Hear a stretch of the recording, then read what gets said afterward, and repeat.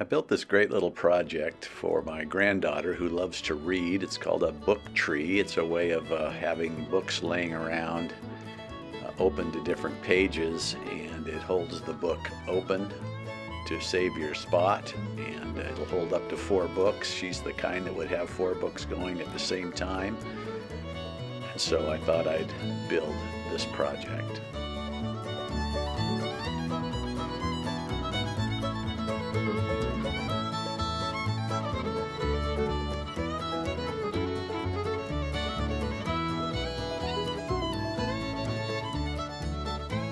The main part of this really is the backboard. I found a hickory glue up in my pile of scrap wood, and the beauty of hickory is it's super heavy, and I think this thing wants to be a little heavy towards the back because the books tend to hang out over the front and you don't want it to tip over. So I used this piece of hickory as my backboard, and really the heart of this project is the grooves that you cut in the backboard to hold the little roof-shaped boards that in turn hold the books. And so the toughest part of the project was laying out those lines, those angled lines, spacing them correctly, and then routing them out to fit the little roof-shaped pieces accurately and tightly, because you're really counting on the glue surface and the tight fit to keep this thing together, because the books exert quite a bit of weight. So I basically cut my backboard down to 9 inches wide and 14 inches tall. I was going to put 4 little holders on this so it could hold 4 books at a time. So I cut out this backboard, sanded it to get it nice and smooth. I finished it with 2 coats of shellac and then a coat of paste wax. I tended to shellac and paste wax all of the parts before I put them together, being careful not to get wax on the glue surfaces so that the glue squeeze out would rub off easily. And here I've laid out the board and laid out where these grooves go with a finished width of 9/16. The little roof-shaped boards were 9/16 of an inch thick. So I was going to use a bushing guided bit, and my bit is 3/8 of an inch in diameter. If I needed a 9/16 inch groove, I needed to make a template that would allow that bushing to move 3/16 of an inch. 3/8 plus 3/16 give me my 9/16 groove. Since the outside diameter of the bushing was 5/8 of an inch, my template needed to be 5/8 plus 3/16 of wiggle room. So that is 13/16. And so what I did is used some scrap plywood, raised my blade up through the plywood, making 2 grooves that were 13/16 apart from each other.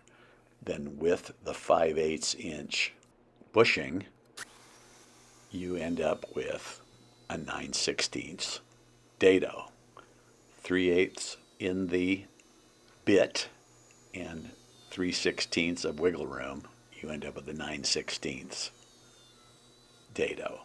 And I made this template, dadoed out the grooves. The boards fit perfectly.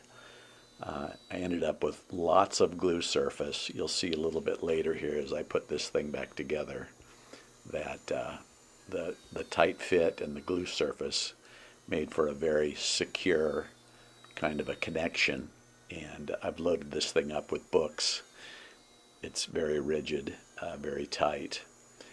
You can see when I run this router in this template, I go up the left side and back down the right side because you want it to be not a climb cut, but you want to be going against the cut of the router blade, which holds the bushing up against the side of the template. And so you saw when I was doing that routing, I'd go up the left side and back down the right side. It would raise the grain a little bit on the edges. I didn't get the cleanest cut in the world, but this hickory is so hard. With just a very little bit of light sanding, I ended up with very crisp edges. And so I ended up routing out the rest of those grooves, and here it is routed out. Here it is with a little bit of shellac on it, not yet polished. And now I'm going to make the little roof-shaped parts. I had a piece of fir that I had run through the planer to get it down to 9/16. I didn't want these to be really heavy. I wanted them to look light and feel a little bit light, but yet be sturdy. So I planed this board down to 9/16. And then I shellacked the entire board 2 coats and waxed it, really before I even did any cutting. Then all I had to do is finish the cut edges and again keep the wax and the shellac off the glue edge, and I ended up with a very secure structure and very easy squeeze out removal.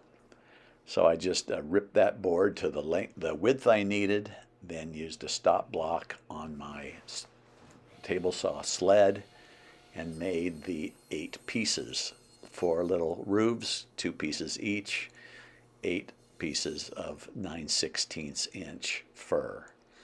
And all I did is by using a stop block, I got all of these the exact same size. You'll see at the end here, they stacked just exactly on each other. As a matter of fact, once I had them all cut and stacked, I clamped them together and ran them through the table saw as a unit to clip the corners. You'll see later as this thing is complete that all the corners are just a little bit clipped off so as not to have any kind of sharp 90-degree corners sticking out where you can have trouble, with grain being ripped off or just bunging it up as you're moving it around. So anyway, since these pieces were all the identical size, clamping them up and cutting them as a unit, sanding the edges as a unit, made that all very quick and very easy. So once I had these 6 pieces or 8 pieces cut, I then moved on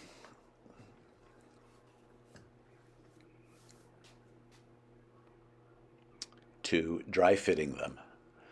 And they dry fit just like I thought they would. I still had to cut some angles.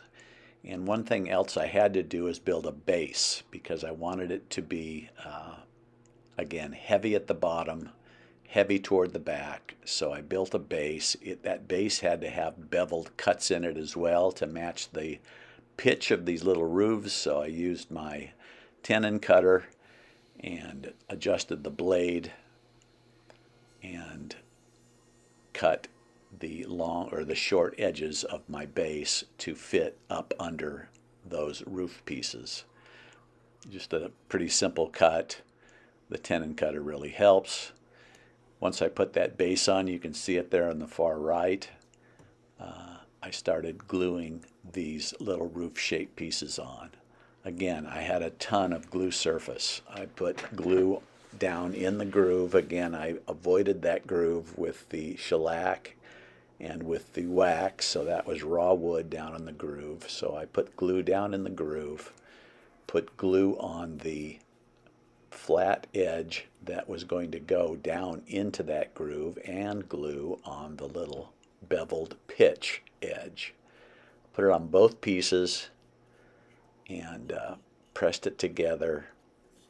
Used just painter's tape to hold the seam tight, and it actually glued up super easy. I was very pleased with the tightness of the pitch as the 2 pieces came together. The angle ended up being just perfect. I used my little old-time Stanley angle gauge to always match all of these angles and match the tilt on my table saw blade so that I had all of the angles exact. And when you press these things together, you got a very, very tight fit. So I just continued that through all 4 of the little roof-shaped pieces. Again, just used painter's tape to kind of hold those tight together while the glue dried. It didn't take long, honestly, and it wasn't long until I was able to just do a little bit of touch-up on these facing edges with a little bit of light sandpaper and a little bit more paste wax to give it a nice smooth feel. And pretty soon I had a finished project. Here it is, just sitting on my table saw just after the final glue up, but you can see that it's all complete and all finished. Again, all the seams seem nice and tight. Here it is with no books on it. Here it is loaded with big heavy books. I wanted to see if it would tip over. It's very, very stable. Here it is with more normal sized books, and it ended up being a very fun project. Hope you've enjoyed this video. If you have, please subscribe, and thank you for watching.